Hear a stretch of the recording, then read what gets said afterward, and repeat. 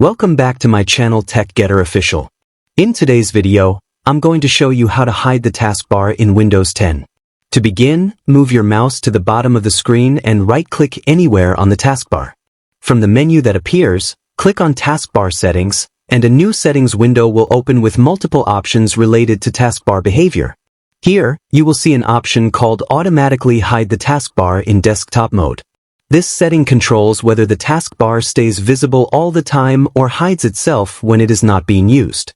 Simply turn this option on, and as soon as you do that, the taskbar will automatically disappear from your screen. You may also notice another option for tablet mode, but if you are using a PC or laptop in normal desktop mode, you don't need to change that setting.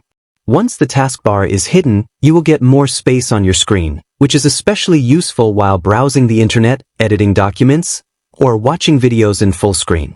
Whenever you need to access the taskbar again, just move your mouse cursor to the bottom edge of the screen, and the taskbar will instantly reappear, allowing you to open apps or check notifications. As soon as you move the cursor away, the taskbar will hide again automatically.